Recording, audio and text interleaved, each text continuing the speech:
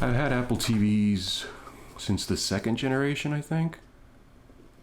And when it was still like a platter, and now it's much smaller, the last few iterations.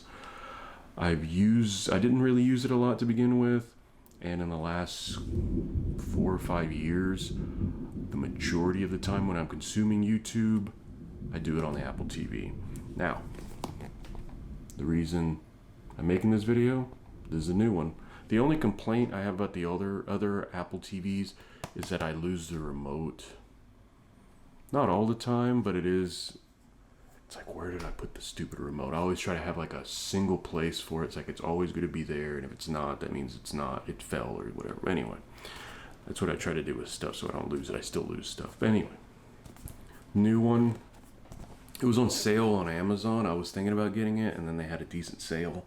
So I just decided to fall back into my helpless consumer role and get it. The nice thing about this remote is large. Wow, I did not realize it was going to be that large. This is going to be harder to lose. Look how thick it is. It's going to be harder to lose. You'll still be able to lose it, but it's just going to be harder now. Siri is over here now, which is nice because Siri was like here, and it'd always be like, oh, you're trying to press pause or something, you hit Siri, and it does the same thing sort of, but it's just sitting there listening to you. So this is touch screen. This is all touch. I mean, not touch screen. This is all touch. All of the volume and the Apple TV part and a mute button. It's a much thicker remote. It reminds me of my older MacBook. Not so much of my newer one. The newer one doesn't have that same color, but they preserved this color. And it is lightning to charge it, just like the last few iterations. This is the actual Apple TV. It's not too big. It's the same footprint as like this is not. I just happen to have this one on the floor. But this is the generation. This is the third generation. So it's basically the same size. Yeah, it's almost exactly the same footprint as the older generation. So there's not much to do with this. The nice thing about it, let's take off this thing because it's always satisfying. That. And then the bottom one. I don't know why. It's a rubber bottom, so it won't slide around. I don't know. It leaves a weird imprint of the Apple on there. I don't know why you would put a sticker on the bottom. I guess because the second this sits on your table that even has a little bit of dust, it's just going to turn gray with dust. Nobody ever sees it. It's not a big problem. On the back, I always use my Apple TV with a LAN with my wired Ethernet. You can do wireless with it and it works great.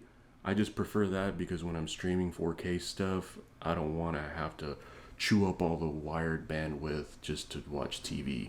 It's literally like maybe 2 feet from the switch that I have set up downstairs in by where the TV is. So it has a USB-C port on it. I need to look up why, HDMI, and then your power. So it's not too complicated, at least looking on the outside. Let's see what else is in the box. Here is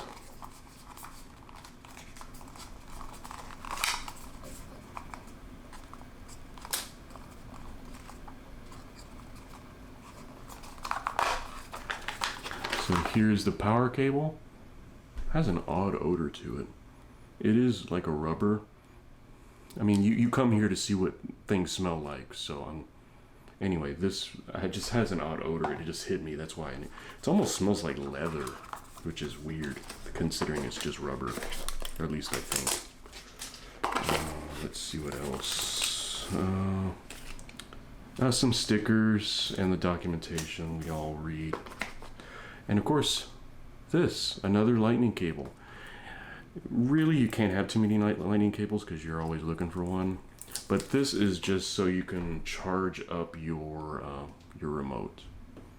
So the great thing about this with Apple products recently, setting up things that aren't phones or laptops or some sort of computer, these devices, You just use your phone and you place your phone by it, and it automatically sets up and logs in with your account and everything. So that's the new Apple TV. There's not a huge. They're saying that you know, it does 4K HDR, which is nice because that's what my phone puts out. So I could output my phone straight to with AirDrop, or not AirDrop, AirPlay and things of that nature. These things are becoming more and more well known and used, you know, for a lot of people. I know for me, like I said, I consume YouTube constantly. I'm either making videos or you're watching them, and this thing allows me to watch them in 4K on my big screen TV. People still call them that, my big TV, and it makes things a lot easier. So if something crazy happens, I'll document it. Otherwise, I'll just do a quick wrap up of the screen. This is the old one. This is the new one. See, exactly the same. The only difference is they added that USB-C port. So this gets reused for another application. I'm just putting it on another TV somewhere else. And this, the old switcheroo. I'm going to change, actually the power cable is the same, but I'm just going to move it anyway because why not? So, very simple Ethernet, HDMI. Let me run that cable real quick.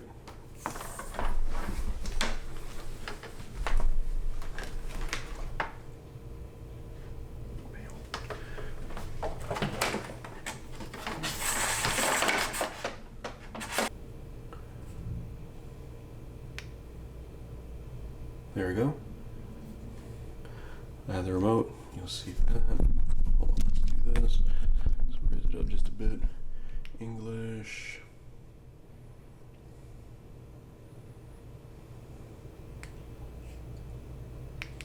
United States.